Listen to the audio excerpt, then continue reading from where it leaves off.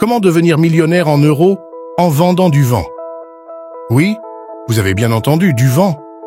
Cela peut sembler incroyable, mais c'est pourtant ce qu'a réussi à faire Kirill Rukendo, un artiste qui propose des boîtes de conserve contenant l'air de différentes villes du monde. Comment a-t-il fait? Quels sont les secrets de son succès? C'est ce que nous allons voir ensemble dans cette vidéo. Bienvenue sur Parlons d'argent, l'endroit où les futurs milliardaires viennent chercher l'inspiration. Tout d'abord, qui est Kirill Rukendo? C'est un artiste né en Russie qui vit et travaille à Prague, en République tchèque. Il a étudié la photographie et le design graphique et il s'intéresse aux questions de mémoire, d'identité et de voyage. Il a créé son projet de boîte de conserve en 2010 lorsqu'il a déménagé à Prague.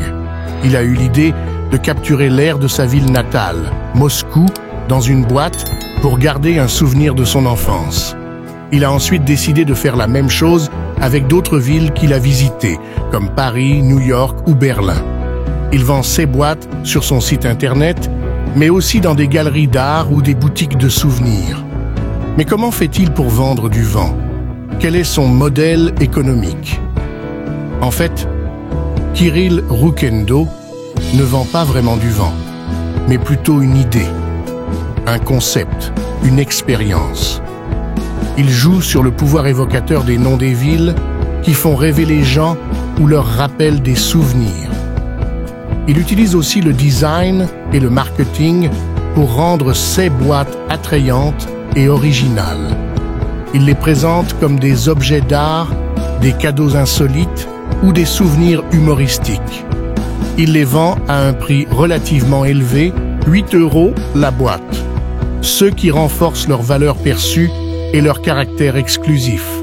Il crée ainsi une demande pour un produit qui n'a pas vraiment d'utilité pratique, mais qui suscite la curiosité et l'émotion. Quels sont les résultats de son entreprise?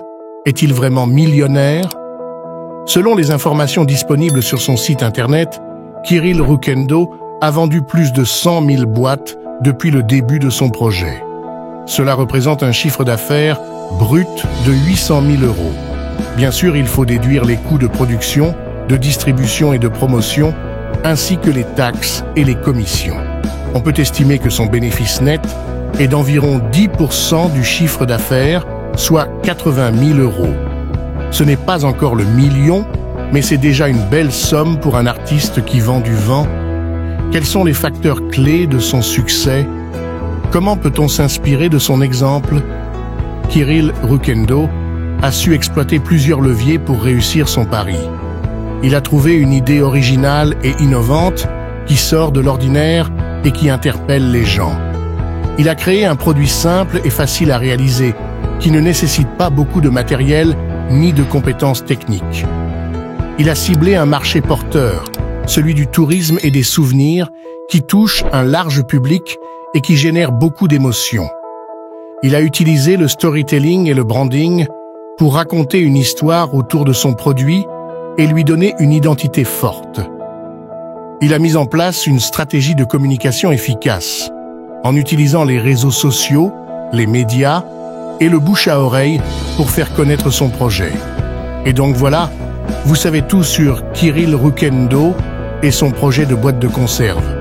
J'espère que cette vidéo vous a plu et qu'elle vous a inspiré pour créer votre propre entreprise originale et lucrative.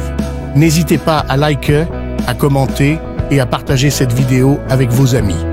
Et si vous voulez recevoir plus de conseils et d'astuces pour devenir millionnaire en euros, abonnez-vous à ma chaîne et activez la cloche de notification.